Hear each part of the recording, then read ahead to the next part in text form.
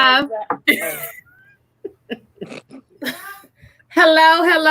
As usual, that is Erica in the background behind stage cussing up a storm. But this is your girl Tasha, and it is episode number, I think it's 7 of What Up is in the Mix, guys. And today we are here to talk to you about a serious topic. What Up in the Mix, if you're not familiar with it, actually all of us are business partners in the same business. And we believe that each one of us has something special to share with you. We have a special gift that we always want to let people know about. And we try to highlight and love on every partner. So you know that we've had some fun episodes, cooking and dancing and exercising and stuff. Well, today we are going to be a little bit more serious. And the topic today, actually, because this is Mental Health Month, we're going to just have a candid discussion about mental health issues, okay? It's a taboo topic, and we're here for you. So with that being said, y'all know that I am your girl, Tasha, and the person who is our subject matter expert. Thank you for saying my lipstick looks good on me, Terrence. Okay, anyway, the person who is our subject matter expert, I'm gonna bring her up and let her introduce herself. Well, you know what? Let's let her introduce herself last. You know, we're gonna let you know the parties that are on here right now. First of all, eating some fruit as usual. Bam. Tell them who you are and where you're at. Well, y'all, I'm trying to be able to share this, but for those that don't know me, I am Erica Chapman Anderson, affectionately known as the Tea Lady Erica, coming from Columbia, South Carolina. I'm so glad to be on here with you guys, and thank you for joining. And let me tell you, I'm wearing my glasses today just in case I get some allergies in my eyes, okay? Because this right here is a really touchy subject for me. Glad to have you on. Hey, happy Saturday. I am Michelle Ford. You all know me as That MF. I am very happy to be a part of this topic as well. I'm in Waldorf, Maryland, and I'm just really I'm really glad that we're discussing this and helping to break the stigma of mental health awareness and talking about this topic. So thank you. Hello, this is Aisha Merrick. I'm from Baltimore, Maryland. I am a behavioral health professional. Have been for 23 years. This is a very touchy subject for me, especially for my own people. I hope we all leave today understanding a lot about mental illness and the effects that it has on the Afro-American community.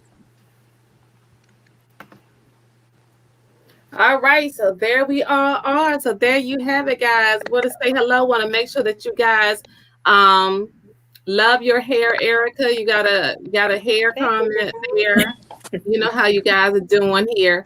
We're gonna let you just kind of like start off, Aisha, and this is just gonna be no different than like when I do my show. It's just like we talk. We're partners. We love on each other. We call ourselves the team lead. So we just always want to impact people. So where do you think that we start with this conversation? I honestly believe we need to start with current events, what's going on today, the coronavirus issue that we're facing, how it affects our community as a people, and understanding our loved ones who have mental illness and how it truly affects them, and how we can be supportive and the things that we need to be mindful of. All right. Oh, and I'm glad we got Derek Jones joining us too. He actually has been doing a lot in the community. Aisha, he has had 2 all-men panels about mental health recently, and women too. So he's been doing a lot this month for mental health. So I'm glad that he's here to be able to chime in the chat. So coronavirus in our community. Yes. People stressing, life's changing, losing jobs, people committing suicide. I mean, some people getting depressed just because they are usually out hanging out, distracting themselves from what's hurting them. Right now that they got to stay in the house and they gotta face it. People dealing with depression and all the other kind of stuff, or domestic balance. There's so much, Aisha. So just tell us, what do you think? How do people combat dealing with this new norm that people are calling it that we don't like? Well, I say it's far from a norm. um, I had a lot of people ask me about the bars remaining open while they're delivering alcohol, and what's the issue? What's up with that? Um, I explained to them that if they did not do that, we will have a serious body count. And the reason why I'm saying that is because of alcoholism. You can't expect people to stop drinking. They can. I'm looking at the medical aspect of it as far as going through DTS, and then you can have them hearing voices, and that's when suicide, the suicide rate would be much higher than what it is today, because it's an illness. It's a chemical imbalance as well, um, and that's the understanding that I gave them. Um, they really have to. This is very touching, so I'm just trying to get my words together to describe this. Um, this is serious. That's what's going on. It's very serious, and as a community, from what I've been seeing, especially in my own community, we're not taking it serious. And this virus is serious, whether it was made in a lab or some of us believe that it's natural, which I definitely don't. My personal opinion, and it affects us more because we're not conscious about our health. A lot of us, we don't take things serious. We're hanging out, we're shaking hands, we're dancing. And this is what I see in my community. I'm not sure about what you all are seeing, but this is what I see. And they feel as though that they're untouchable. And we have a lot of nursing homes in our community, and our elderly are suffering because we have a lot of nurses, a lot of the medical staff who works in different facilities, who's bringing it in there because they can't come out and get it. And we had a very high body count, and most of the body counters are the elderly and the sick who are in these assisted living homes, and these nursing homes, the rehabilitations, and it's very depressing. It's Okay, very depressing. so the people, as you said, some people feel that it's man-made, it's not real, whatever. The bottom line is that we know that something is causing people to get sick and something is causing people to die. When you come to death by itself is a hard topic to deal with for people. So what is it that a person um that's watching their family members go through this disease, not knowing if they're going to get on the upswing and pull through it or whatever, what can that individual do to still support the person, but also support themselves too? Because of course, I mean, I think back to 2007, I lost my mother to breast cancer. It took a long time. I watched her go from having it going to her brain and through her skin and all this other kind of stuff. And it was pretty hard. So I can only imagine the impact of the people who are dealing with people with the virus, and also the aspect of a lot of these people are not having the opportunity to even bury their family members because funerals and things are being delayed. What do they do to keep some type of sanity and not get to a breaking point and explode?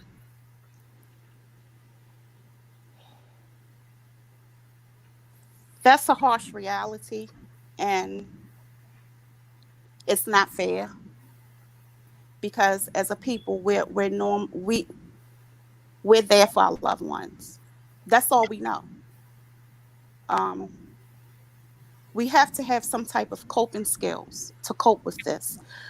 We have to look at our faith, um, and a broader support system as far as more relatives, because it's dangerous to be around that person, especially if you have children and you have elderly parents. So it's a new harsh reality. It's harsh. It's harsh because we take care of our people, um, our mothers and fathers when they get sick, but we cannot be around them. Mm. Um, So what do you this suggest is as this is something. I'm sorry. This is something that we're just not used to at all. And I don't care what profession that you're in. It's affecting everyone. And which I'm sorry. Um, we have to put in place coping skills. And when I say coping skills, I mean getting into your faith, um, fixing a person meals, putting the meals at the door, having them come to the window, ask them how they doing. Do you need anything? Do you need me to pray with you? What do you want me to do for you? Just be available and be selfless during this time.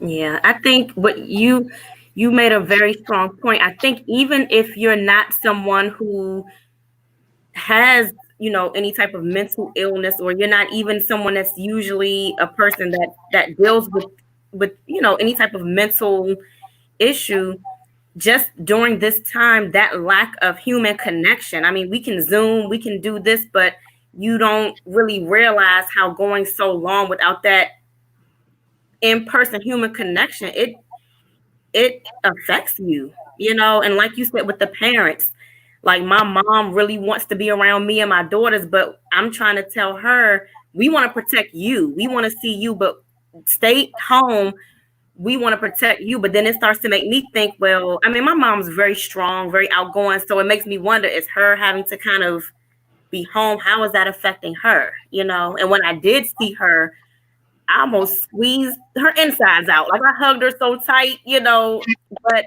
it was brief because I said, we want to keep you safe. But that lack of human connection, even the strongest person or even someone that doesn't normally deal with any type of, mental health issue, it takes up, it's taking a toll on people, It just that is lack because of we need that human connection. touch. Yeah. We need that human touch. okay? I'm muting off and on with you, Erica. You're gonna have to unmute yourself because whenever I have you unmuted, I'm hearing a crackling noise again. Do you guys are y'all hearing it too? Okay, Yes. something's going on with a crackling Yeah. noise there. Hmm. Okay, so whenever you want to talk, Erica, just unmute yourself because right now I'm just gonna mute you back while it's crackling. Okay. Okay.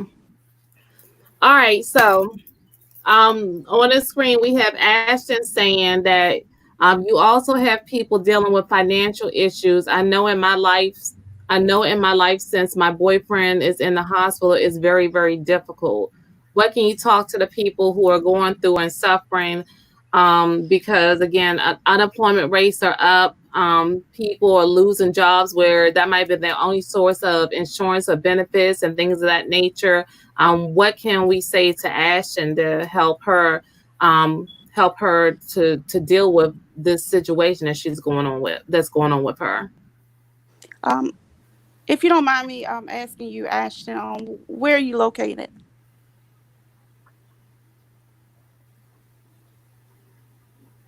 Ashton, you can text what are you? Are you Texas? I can't remember. We'll wait and see what he see where she is. Okay. Um, Okay. But in general to people, regardless of their that location. that within itself is very difficult because you want to pay your bills, and us as women, we want our bills paid. We want our families taken care of, regardless. Um, we want our children fed. Um, we just want to make sure that everybody is fine and everybody is okay. And majority of us, that's how we function day to day, making sure that we making sure our loved ones are fine. But that alone, right there, that's a devastation. And the, there's very limited of assistance out here, especially during this time. And some people can tap into their what's that, the 401k, and their savings, and others can't. And once again, that's when we need that support system, especially as a people. That's very important. That's when we need to be there for one another. We have to, during this time, we need to take this as a learning experience. We really did. We need to take this as a learning experience. No one is going to look out for us but us. We have one another, and that's it. And we need to really focus on building some type of assistance ourselves as a people, so we can tap into those resources that we need if we're ever should be if anything like this should ever happen again, because no one else is going to do it for us.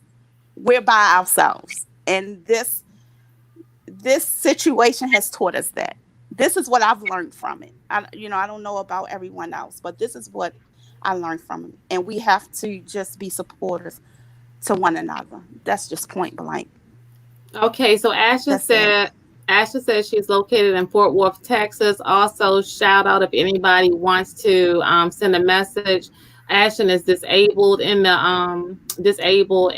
right now they're working with someone who's selling hard plastic masks, and they're $30 for the public. That's a way for them to put food on the table. If you're interested in that, feel free to reach out to Ashton. Also, the second comment came up that people also need to understand that when you're disabled, you have few opportunities to do anything with your life until it's given to you.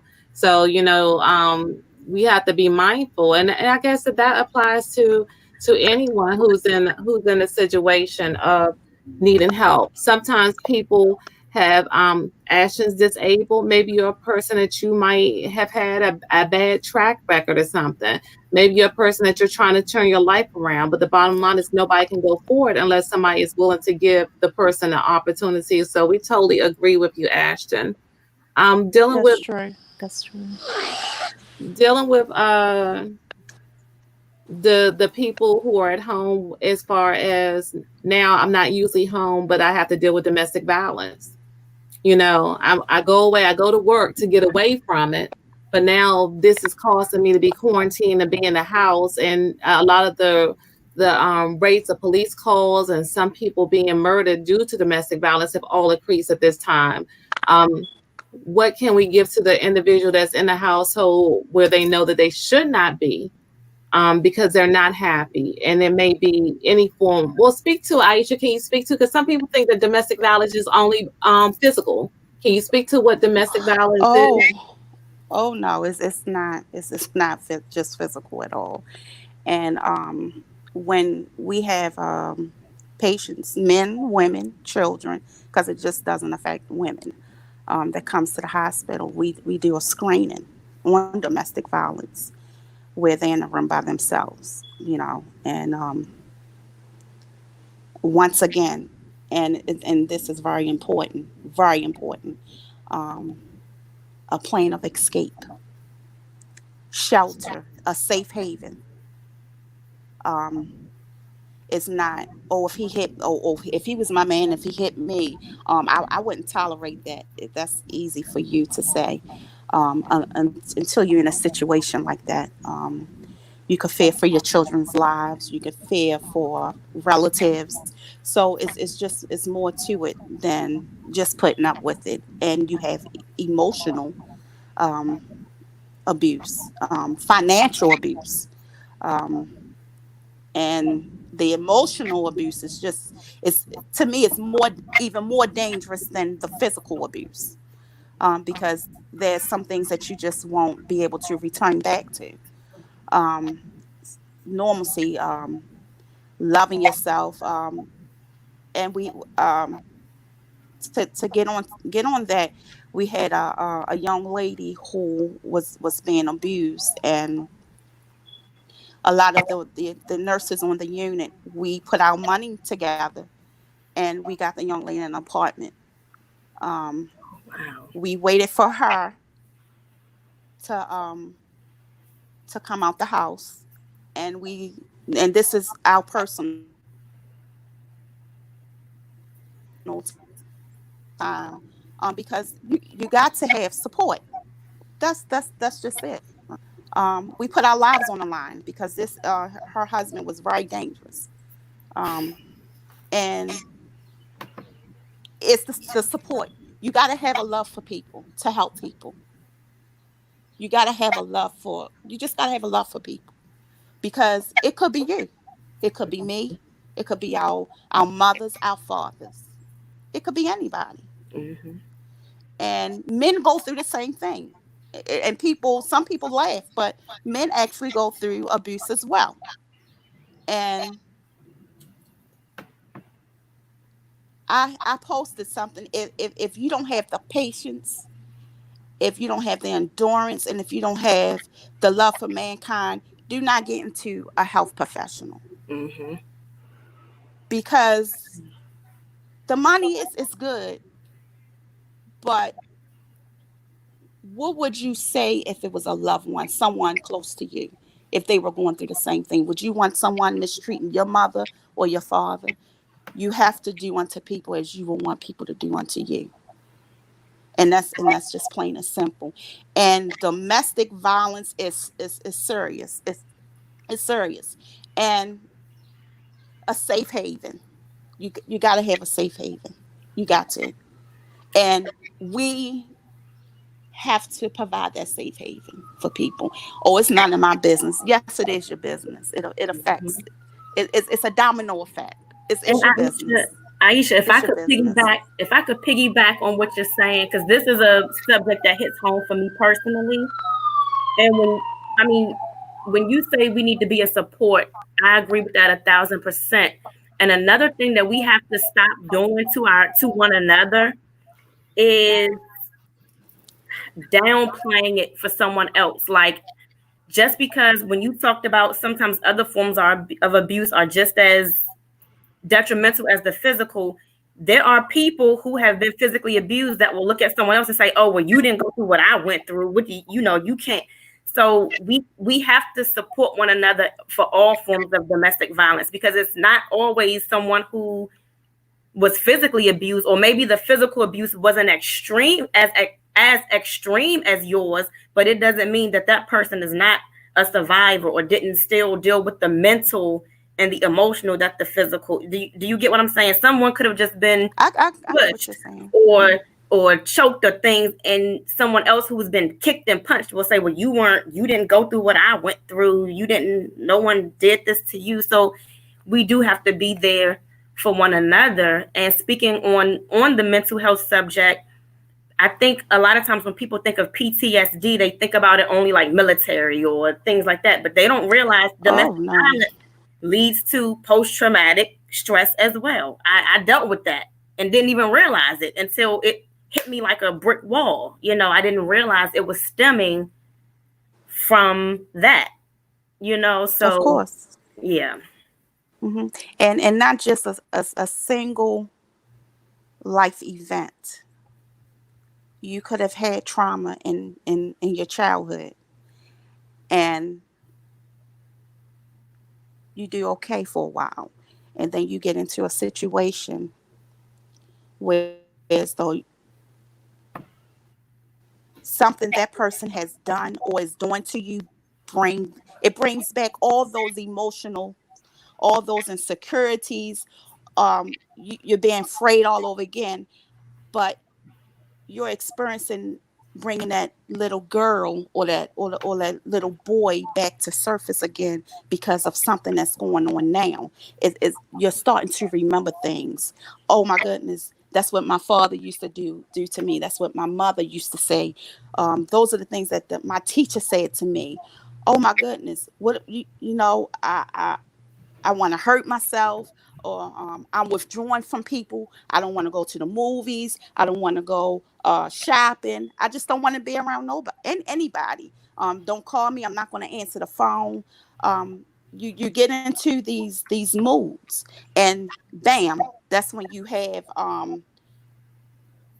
nervous breakdowns and emotional breakdown. You get paranoid. Everybody's suspect, and it's not just one event. It's not just one event. It's the it's some people can bounce back, but others can't. Others can't, and that's when we're most biased at.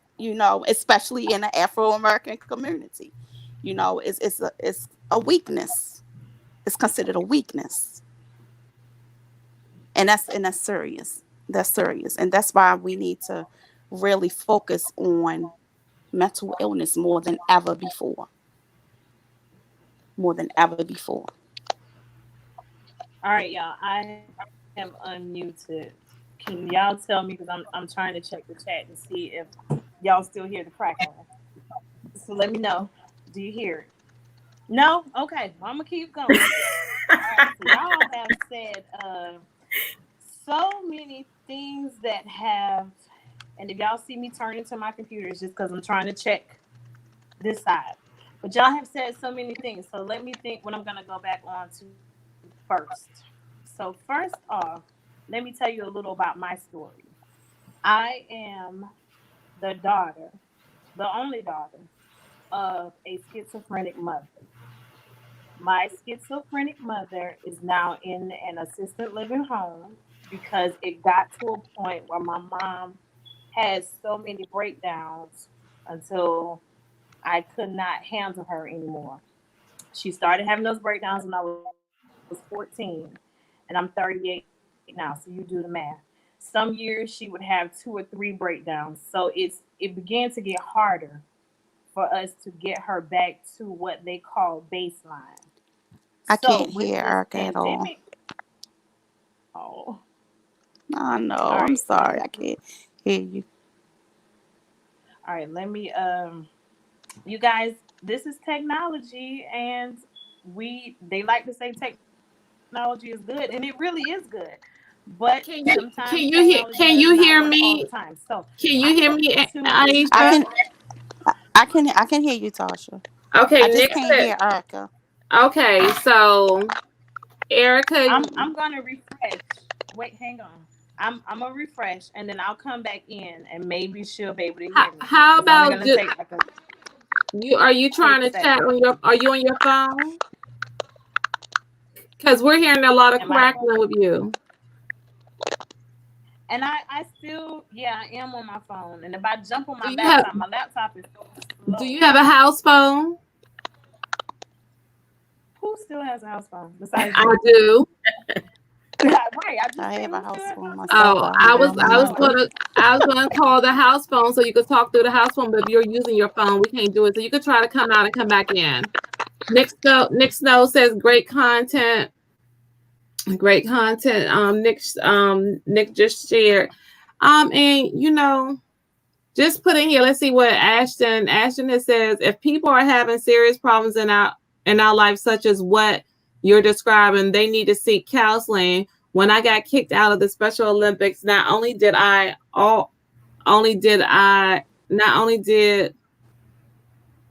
filed a lawsuit, and when everything was so difficult, I also received counseling for the rest of my life. And I'm grateful for that because sometimes we can even when we're going through serious situations in their life, just because you seek counseling does not mean that something is mentally wrong with you. Okay. Yeah. So Oh, definitely not. Definitely not.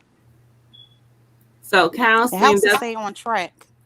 And I think that's a good thing A that life coach is Ashton. wonderful too. Uh-oh. Hmm. I think that's a good thing that Ashton mentioned because, and I think it's becoming more acceptable now, especially, and again, not to make it about race, but in the African American community for so long, it was like we don't go to therapy. We go to church. We pray. We don't go to therapy. And I think what I am seeing now, a lot people are more open to, and I hate to use this word, but I'm saying it because that's how it was perceived. You were crazy. Oh, only crazy people go to therapy.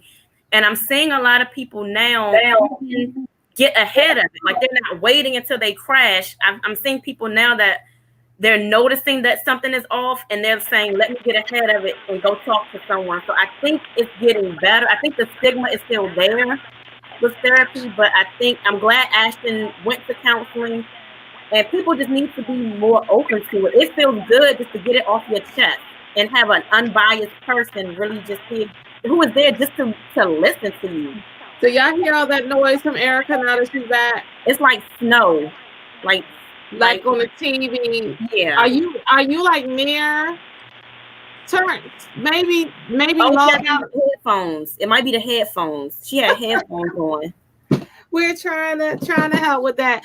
And look, the other thing when you talk about that, how also, I mean, as you said, we don't want to make it a black and white thing, but it is more serious in our community. Also, we were all raised that what goes on inside the house stay in the house. Yeah. True. Yeah. True. Yep. And I've been at different ethnic groups, so I see a serious problem in the Afro American community. So that's why I emphasize that, because this is it's important. It's very important for us to get on beat. Okay, let's try to go back to Erica sharing her story. Just talk. Take me off. I'm still doing mic checks. Tasha, I can't hear you. I can hear you now. We can hear you. I can hear you too. I can't hear Tasha. Okay, well we'll just run with the technology. I don't even know where I stopped in my story. My schizophrenic mother. Oh, so you didn't hear this. All right, so I am I'm a daughter, the only daughter of a schizophrenic mother. My mother started having breakdowns when I was 14, and I'm 38 now, but she had her very first breakdown before I was born, maybe like 4 years before I was born. And she was in the mental institution, according to my dad, about 3 months. And according to my aunt, a year. So we're going to say anywhere from 3 months to a year, my mom was in the institution. Don't know. She started back having breakdowns when I was 14. I'm 38. So in that time frame, I only had 3 years where I had her consistent enough where she was not having the breakdowns. But my mother's issue was she did not want to take her medication because she was into this holiness church that told her God is going to heal you. And that happens with a lot of schizophrenic people, I noticed, with their brains. And I've had to study all this on my own to try to learn, but they don't like to take that medicine. And I don't know why they don't like to take it, but my mother was one of them that did not. So we went through a lot of breakdowns, and it has now gotten to the point where I can't handle her when she's having them because I have become her enemy, because I'm the one who always signs the paperwork for her to go into the hospital. So when she's not sick, she is the absolute best normal mom, as normal as can be, is what you would say. But during this pandemic, I don't know if she quite understands what's going on. So when it first started, she had a breakdown again, because it was attacking that anxiety nerve in her. And now she just keeps saying, well, when are you and the kids going to come see me? When are you going to come see me? And I keep trying to explain to her, Mom, we can't come see you. We having a social distance. You're in an assisted living home. I don't want to be the cause of her or anyone else to get affected by this. So the more I say it to her, the more she's beginning to get it, but she's also experiencing maybe like an early onset of dementia. So to go back to it, mental illness runs so taboo in the Black community because, one, when we came over as slaves, we were taught to suck it up, move on, go pray. So the first thing that we have to do is we have to go back to the beginnings.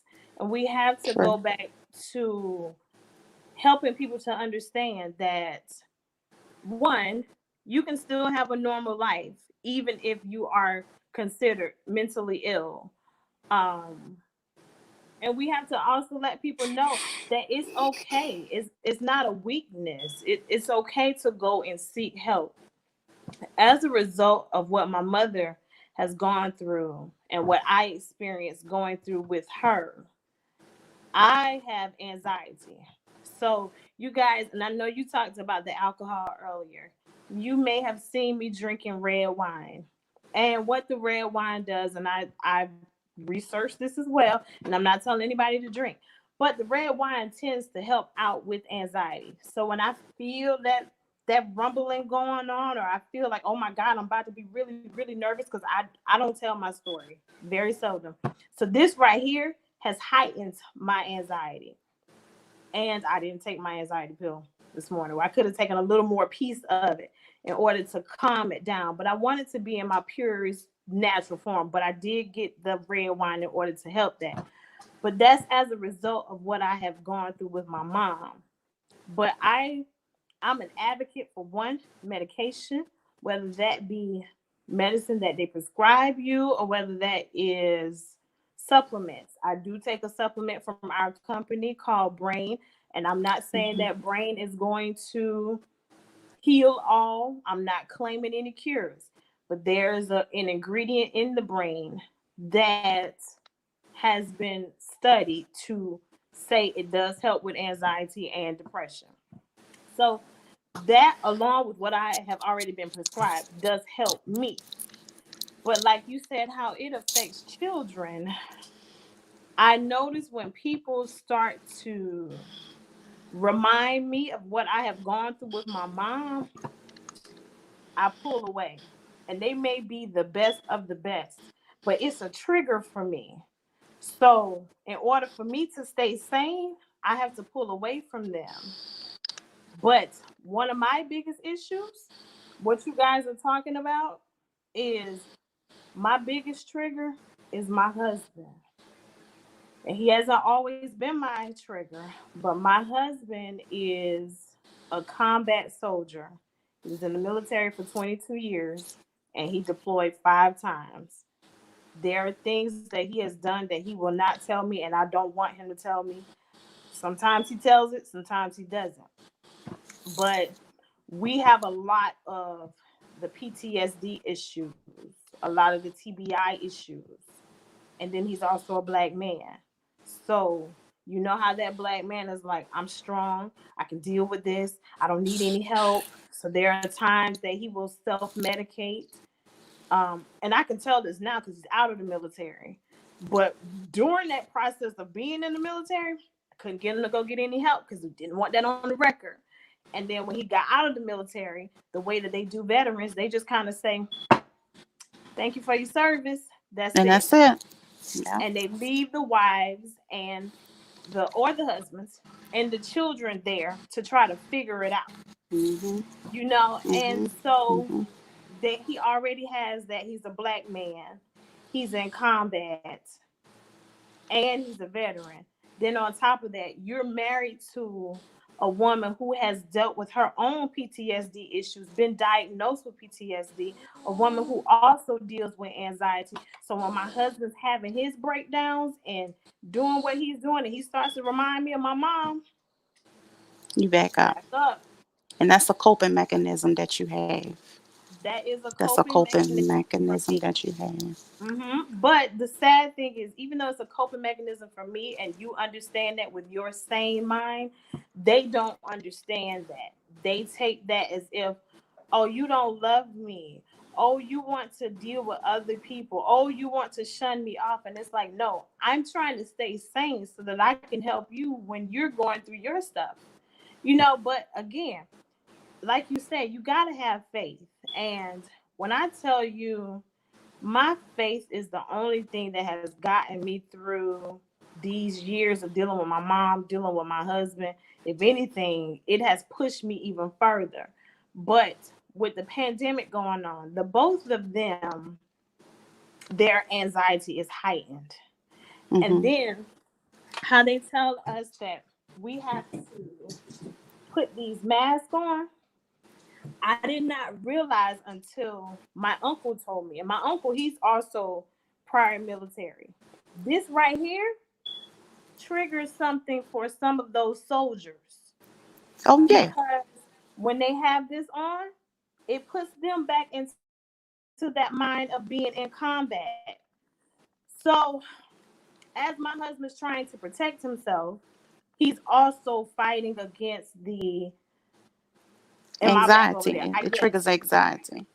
Exactly. Hmm. I didn't even ask him about it because, again, there are some things that you just don't want to know.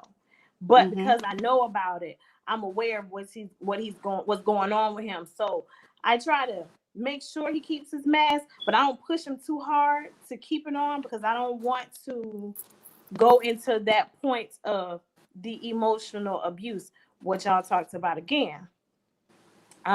Because I deal with it, and I'll tell anybody, I would rather deal with a punch to the face than to deal with someone calling me out of my name, or someone trying to make me feel less than I am, because those things you don't forget.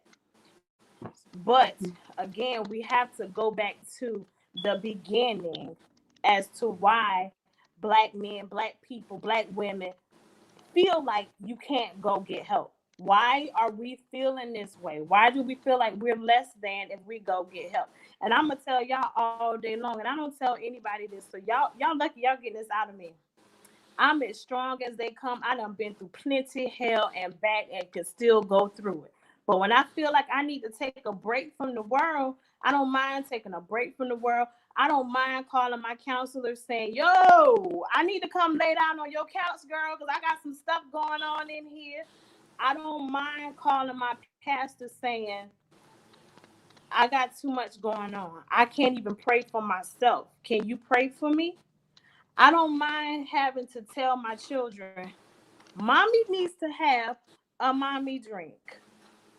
Coping mechanism. Have I become a wino? No, because it runs heavily in my family. So I try to control that. I try to not become Ned the wino. But because I know that alcoholism, um, drug addiction, we got addictions in our family. Because I know it's We in all there, do. Yeah, we all I do. I don't I try not to indulge in it too badly. Like when my dad died, girl, I had so many people bringing me marijuana, and I was just like, nah, I'm just gonna feel this pain, because I don't want to feel like every time I need to cry by my daddy, I need to go and get me some marijuana to smoke. But I know my limitations within me as well as within my family.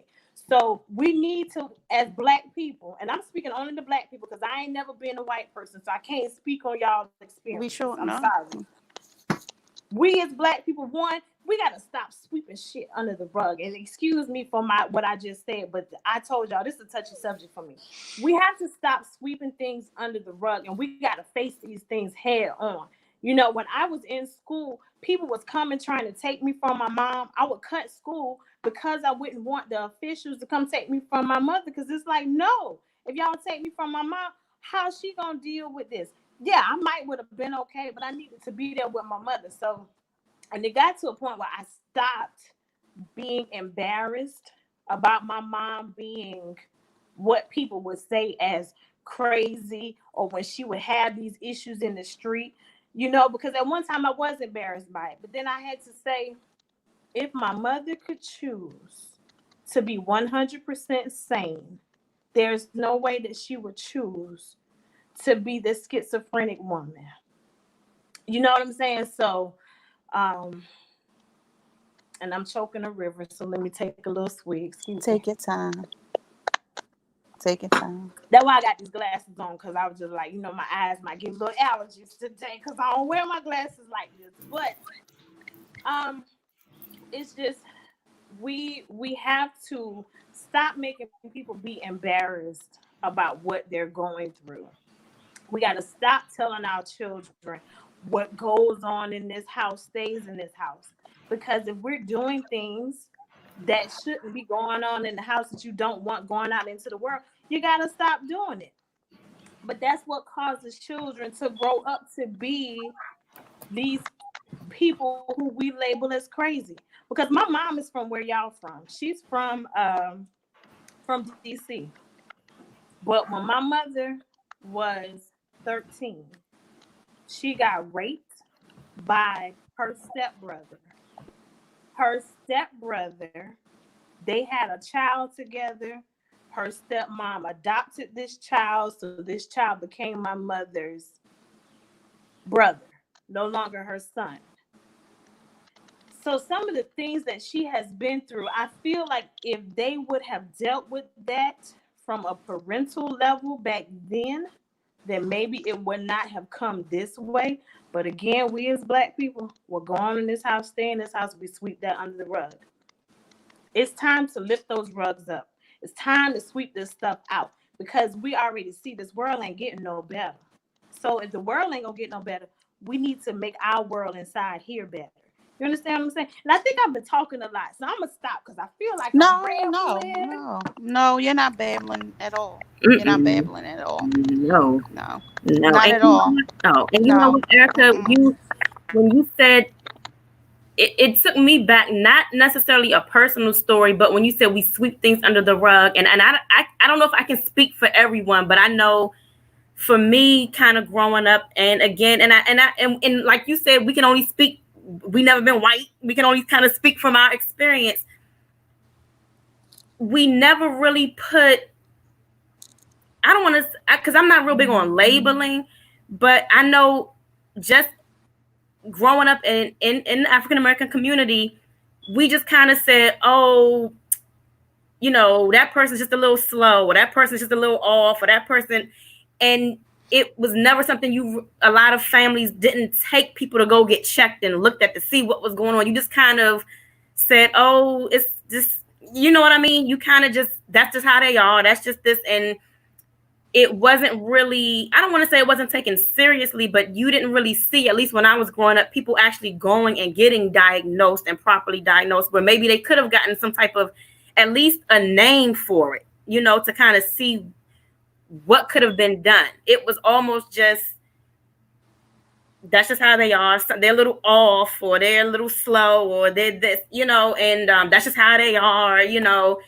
And, you know, I think in a lot of families, people kind of did that. And you kind of, in the neighborhood and things, you kind of knew who those people were, and you didn't really think anything of it, you know, like, oh, okay, that's just how they are. They're just a little off. Or they, you know, you kind of took on that saying that I guess the adults or everyone else kind of put on them. You know what I mean? And I think that's also something in our community that we did a lot. You know, whether you swept it under a rug or whether you just kind of made it like it wasn't a big deal. It's just they're a little off, or they're just a little slow, or things like that. Instead of really, you know, seeing what it was about.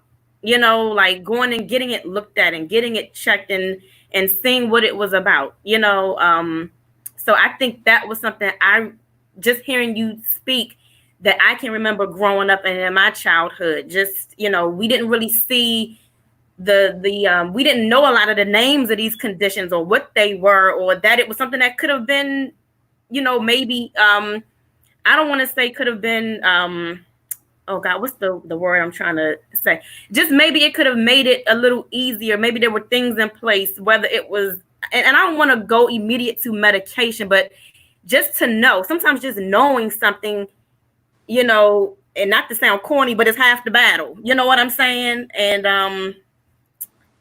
I think I saw that a lot as a young person. You just, you know, and I think now it has gotten a little better where people are at least saying, okay, something may be a little off, or something's not feeling right, or I see something in you, let's go get it looked at least to see what it is, or, you know, get a handle of it, just to kind of see where to go from there, you know. Right. But thank you for sharing your story, though. Thank you for that. Yeah. That was very courageous. Thank you, Erica. Thank you. Actually, Erica, I don't know if you saw it came up on the screen. You had a couple of people that said thank you for you sharing your story as well. Can you hear me now? listening, you guys know that Taraji P. Henson, which is a lot of us know her as Cookie from Empire. She has recently started coming out and sharing her story, saying that she deals with depression and anxiety. And I can appreciate that she does that because with her being in a public light, she's using her platform to try to make more people aware so that they can see that even the rich and famous deal with the same thing that the homeless person deals with.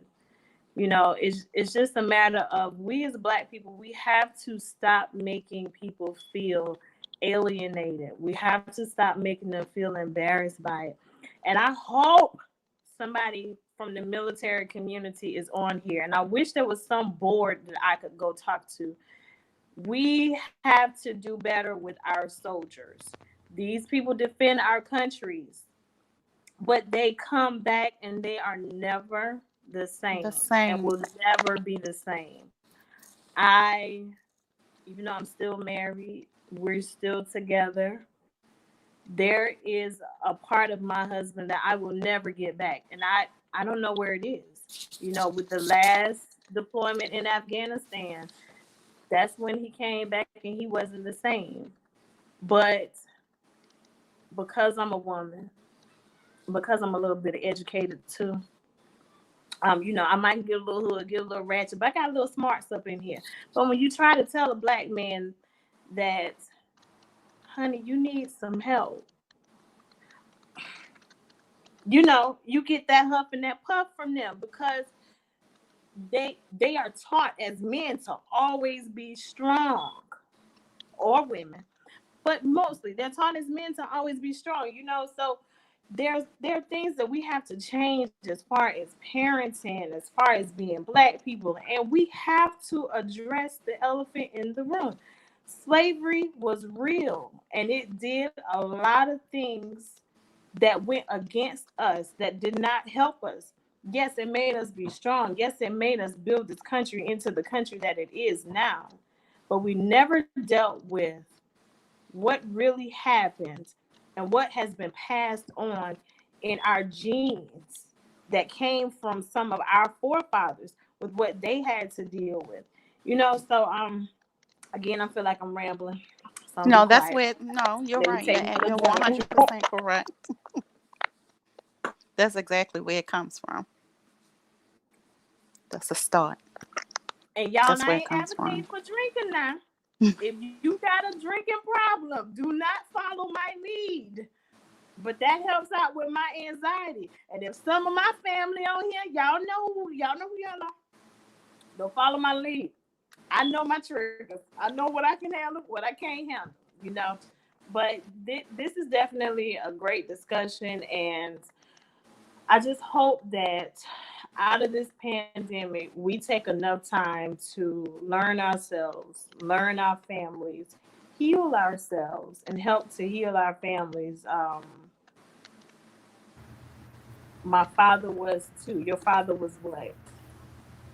A soldier, an alcoholic. I'm sorry, your comment came up a little late, Larnice.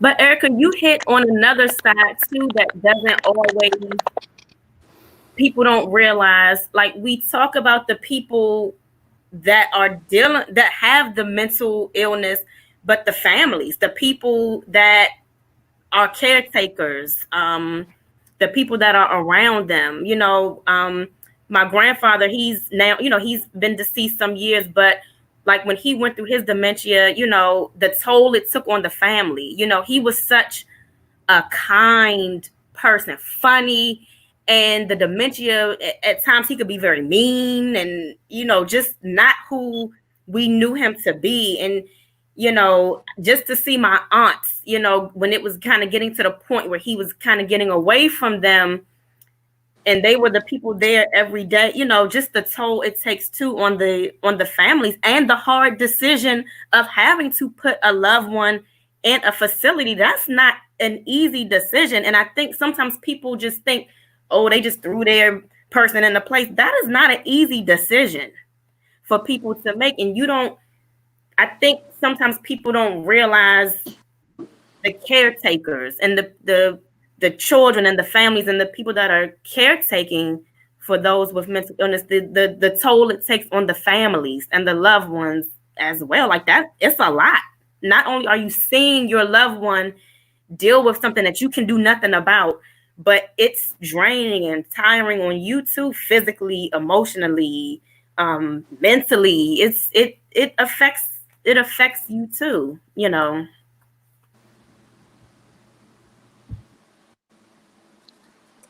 I agree totally. Now let me throw my disclaimer in here because y'all kept saying it was the static with me, but when I talk, I don't hear nothing. When Michelle talking, that EMF, I hear that crackling. Okay, so that's hitting her ears. But so, Aisha, with what you see and what you know about mental illness and what you see every day on a daily basis, I'm not just talking about during the pandemic, but knowing what you know from what we learned about slavery, knowing what you know now, how do we go back and how do we heal the Black family? How do we heal the Black community? How do we heal these people who are labeled mentally ill? Hell, I got to die. I ain't labeled mentally ill, but I'm labeled post-traumatic stress disorder. I have that diagnosis. I have that anxiety diagnosis. And I know those are diagnoses that I'm going to live with the rest of my life, and I don't mind living with it. But I want to make sure that my children don't end up with that. You know, I have 2 girls, and the things that I go through in here, they see it too. So, how do we stop running from it and actually heal it? Love. We have to love each other all over again. We have to build that family structure all over again. We have to build that community all over again that we once had. We have to respect one another, and we have to have an understanding of one another. And we have to be one. Build. We have to build. We have to forgive. We have to be patient with one another. We have to forgive ourselves because we didn't get here overnight, and it's going to take us a long time to get to where we need to go. But we need to start building all over again, and love is going to get us there. Love is going to get us there. You So know, because the first how they got us here, they tore the family structure down. They tore the family structure down. They tore our family structure down. So we have to build that up again. We have to build that up again. And I look back. I found my father dead. My father was a substance abuser, and I was always there with him and for him. They wanted to put a defibrillator. And he was like, I'm not getting no defibrillator in me. You better come. You better talk to them. They better not touch me. I said, Dad, listen, your heart rate drops low. So when you go to sleep, I'm going to find you. And that's not fair. He wasn't hearing it. Um, I went grocery shopping. I had to help take care of my dad because they were giving him $64 in stamps. He had to pay the gas and electric, the water bill, the cable bill, get shoes, socks, all of that. So he was the child. I had to take care of my father. And I was going to take care of my father regardless. Regardless of what anybody said, I was going to always be there for my father. And one day I went grocery shopping and I was calling him all day long. He didn't answer. I said, well, something's not right. And I got this gut feeling. I got paranoid. I started having anxiety attacks at work. I said, my father is gone. So I came to his house with the groceries. And I said, Dad. And when I yelled his name, he said, don't be coming in here like you the police. My father didn't answer. And it took me forever to get up the steps. When I got up the steps and walked in the room, I found my father in the bed. My father looked like he was about 20 years old. He had a pitcher of Kool-Aid, the remote, and his Westons on. And I sat in front of the bed for about a half an hour just looking at him. And when I describe that experience to people, I say, have you ever saw Armageddon, when Bruce Willis was talking to his daughter and he was telling her, coming home. And when he pushed that button, their whole life flashed. And that was my experience. That's how I felt, because I couldn't move. When I came to, I yelled. I let out a scream. And my daughter was outside and she heard me. And she was afraid to come in the house because she said she heard that scream before. And I called 911. I couldn't save him. I couldn't do CPR on him. I couldn't do anything because he was gone. So what I'm saying is, we just have to love one another. We have to accept each other's wrongs and rights. None of us is perfect.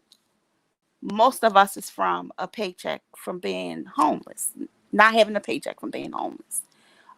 There's a thin line between being insane and sane. So we can't judge each other. We cannot judge each other. We have to be there for one another. And that's just all to it. We have to love. We have to heal one another. We are so quick to, even women, we're so quick to be judgmental on each other. We can't help each other. You know, if a sister is down, we gotta talk about her. We gotta help each other. We gotta be strong for one another, and we gotta say it's okay to be vulnerable. We have to say it's okay to mess up, and and once again, we have to forgive ourselves and give ourselves time. We have to heal. That's just all to it. And love conquers all. Love, love conquers all. We have to rebuild. We have to stick together, and we have to do it. We have to have some type of accountability. We have to hold each other up. We have to make sure that we're responsible when we're going through with the task. And that's just all to it. That's just all to it. And you know what? Can everybody hear me this time? Erica, can you hear me now? I left out and I came back. Okay. All right. I have to say this time because Aisha can't hear me this time. Can you not hear me for real? I can't hear you. Oh well, know what I'm saying is gonna be good. Okay, hold on. Let's see it. Natasha Davenport says a lot of us will not allow the healing process to start. We hold on to the wrong people to do wrong people do to us. We hold on to the wrong what people have done to us. The hurts that hurts us more than one of those who wronged us. Okay. Yes, Leslie, you can hear, but here in the studio, sometimes when we leave out and come back, let me try leaving out and coming back and see if Aisha can hear me. Hold on.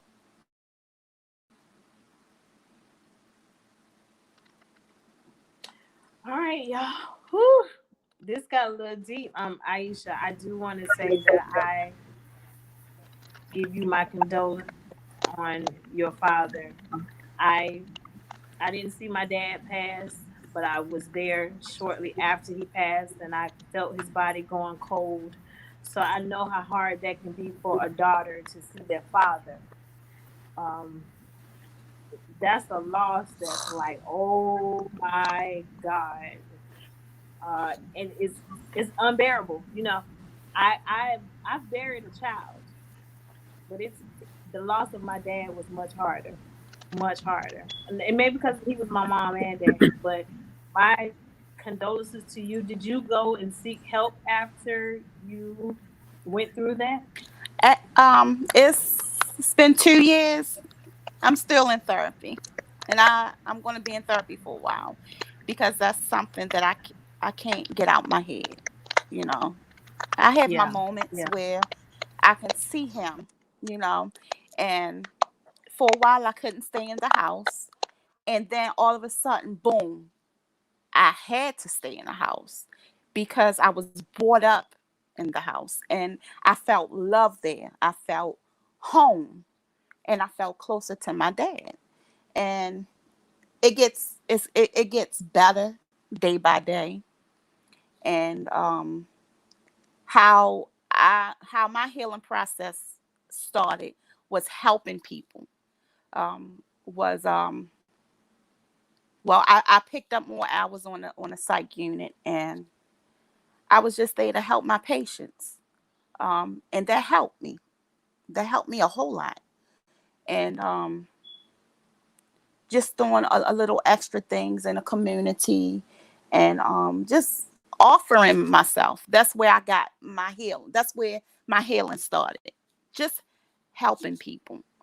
And that's where it began. And I'm still in therapy, and I'm going to be there for a while. And there's nothing wrong with that, you know, grieving counseling. So it's a wonderful thing. No, it's nothing wrong with that. Let Can me you hear throw in me? a little healing process, and then, oh, Tasha, I can't hear you now. But Yeah, I hey, can hear you we now. just gonna roll with it. We gonna roll with it. We gonna roll with it, girl. I'll be able to hear it on the replay. But Aisha, let me tell you what my counselor told me to do, and I thought it was the craziest thing. And I don't know whether they told you to do this or not. My dad died 2 years ago too. Um, they told me to write him a letter, and I was like, write him a letter. He dead. He can't read it. Y'all will see me with this silver chain on, and I may have on gold accessories. This ain't gonna match, but my dad's ashes are in here. So if y'all be like, why she got that on? That don't match. It cause my daddy in here, so I don't care what y'all think. But anyway, they told me to write him a letter, and when I finally broke down and I wrote that letter, it was a 4-page letter like Aaliyah, but I Mm. wrote out all of my feelings. Is she gone? Okay. I wrote all my feelings to him, how I felt about him as a great dad, how I felt about him as being my all in all, leaving me. She But gone. try that. Tasha, I can't hear you. Can you hear me? I see your mouth moving. But anyway, so Aisha, try to write your dad a She's letter. I gone. promise you, it's going to take a big. Are you Tell her saying Aisha bye, gone, Michelle. Michelle? What's she saying? She said Aisha is gone. She's actually got dropped off. Oh well, I'll just go ahead and say it because she'll catch the replay. And anybody else that needs to hear this, it truly works. And I thank God for my counselor for telling me this and for her staying on me to make me do it. Write a letter to that what hurts you, because that also helps to heal you. Whether that be that you're writing a letter to, dear Erica, I forgive you for taking all this shit off of people. You know what I'm saying? Or whether that be, Daddy, I miss you, but I know you're in a better place. Or whether that be, husband, we got to get it together. Or whether that be like how Latasha Carpenter and I had to heal, where we had to say, girl, I wronged you. Girl, I wronged you. But hey, sister, we gonna lift this world up together, and we gonna be some world changers together, and we gonna walk across the stage in our bomb shoes together. But we all have to lift each other up. You know what I'm saying? All right, back to my drink. Okay, can y'all hear me now? All of y'all hear me? I can hear you. All right. So what I'm gonna say to everyone, I got that crackling from Erica going on again. Um, I was about to call, since we've been on more than an hour already. We definitely gonna have to revisit this topic. I was about to cause a whole nother half an hour to hour discussion to talk about the mere fact Aisha talked about love. Leading with love is our motto for our company, and love is how we heal our own community. But then I have to talk about the stuff that's outside the community and the fact that the number of people, when it comes to our young kids, that are being misdiagnosed. And the white community, if they're in school, they're diagnosed as being depressed, having anxiety, or things of that nature. And our black children, our brown children are being diagnosed as being bad as hell. But I'm not even going to let us start that. That could be a whole nother subject there, okay, that we could discuss. We're not even going to touch on that. But I am going to cut us because we're going at an hour and 10 minutes. I think that where Aisha was when she talked about leading with love in our community, that's the same model that we have when it comes to our company. And I want you guys to just understand that this is the reason why I just think that as a team, we call ourselves the team elite, because I think what has taken place today during this broadcast, we have 4 women that have came together. We all don't necessarily know much about each other. Aisha being the newest one to join in the group, but y'all should take heed from this, even when you're interacting. I think when you're interacting on your own with people, that sometimes the best thing just to do is to just talk and just listen. Talk and listen, because sometimes we keep things in ourselves and there's someone else that might have gone through the same experience. You hear Aisha talking about losing a parent. I've lost a parent. All my parents gone. I keep telling people I'm an orphan. My mama dead. My papa dead. He was killed when I was little. My grandmothers on both sides are dead. My grandfathers on both sides are dead. I'm just an orphan. But anyway, I tell people that all the way and I can laugh at that. But Aisha and Erica, they could talk and Erica could share it. What Melissa also said too is something that can help you get through and deal with that grief sometimes. We have to be more open to reaching out and not being ashamed and talking to those who may know how to be sensitive, because what you don't know is the person next to you that gone through the same stuff you gone through and may even be going through more. But when you check on somebody, there could be healing in the air for both of you. So we have to get past that, and we have to learn that we got to really talk to each other. And I think that's a benefit of our group, getting to know each other and how we operate. And we can operate in so much peace and no nonsense within our group, because we're there for each other, to support each other. We're truly take to the meaning of people first when it comes to purpose. Purpose is greater than money. People are greater than money. And I think that we do such a great job of bonding together in that way. So Natasha said, when you get things out, it definitely helps. Absolutely. When you get things out, it definitely helps. So with that being said, today the feature was, I want to thank Aisha for sharing with us as a mental health professional. And I think that's a whole lot too, because you know what? Sometimes there are some mental health professionals who are not willing to let you know that they go through stuff too. Okay. And you have to understand that we go through stuff. And sometimes a person who went through something, how you going to tell me about a divorce and you ain't been divorced? Sometimes people that way, you know. So Terrence says, what do you do with a letter after you write it, Erica?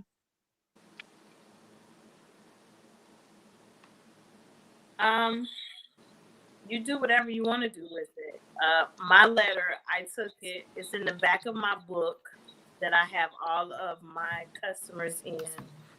Because as y'all know, my dad used to be my business partner, so he's still a big part of my business. And the letter is in that book. I have it folded down. And every now and then, one time I did go back and I read it just to see whether I had gained some strength after writing it. But I folded it back down. I don't read it. Some people might take their letter and send it off in the ocean. I wrote the letter when I was at the beach. I went to my place that is my place to help me to unwind. And I ain't gonna lie to y'all, there was a time I sat there at that beach before I wrote that letter, and I was like, I wonder if I go lay down in that ocean, would I be able to stay down long enough where I don't come back? I mean, it's a thought that's real.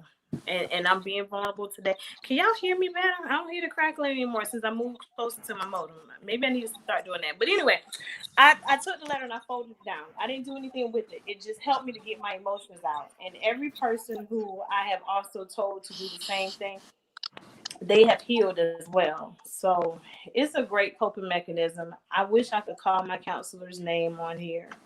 But to protect her, I will, hopefully she's watching. I'll just say, thank you for that recommendation. I recommend that to anybody who's still dealing with grief. Because grief is an illness in itself, and it can take you down, down, down, down. Great show, you guys. I don't hear crackling anymore. I'm still saying that wasn't me, though. I hear it, but I'm just not telling you it. Don't y'all hear it? Okay. Yeah, I hear it a little bit. What time did I hear it when you talk? It's always when you talking. Okay, well, I'm sorry. I paid a lot of money for my thing. I have to call them and tell them, hey, y'all got to get better because this in the mix, it messing up. But I don't hear the crackle when I go listen to the replay. I don't either. And I'm going to have to get the mesh network there. Now I hear it more when I'm talking to, but whatever. I think it's StreamYard, part of the internet. But anyway, guys, this is another week of What's Up in the Mix. Again, you have to come back next Saturday. Hold on. Come back next Saturday. And I had to mute Erica out to see what's going on. Actually, next Saturday is book club Saturday. Okay. So y'all got to look forward to it. We have some great episodes coming up for you. Natasha says, I hear it. Natasha says, funny. Okay. As y'all see on the screen right there, Michelle is showing next week. Y'all will see Michelle back again because she's part of the book club people reading Push. So wait for that next week. And again, we're just a group of partners that's showing you guys that we're on a mission and we have a real thing. We got some different priorities on this team. Let me just say it like that. We got some different priorities on this team, and the top of our priority is you. How can we pour into you? And that's what we're doing. We're pulling all of our gifts together and showing all of our specialties and how we all flow in our own individual geniuses to pour into you. So make sure you tune in next week for another episode of What's Up in the Mix. Bye. Goodbye.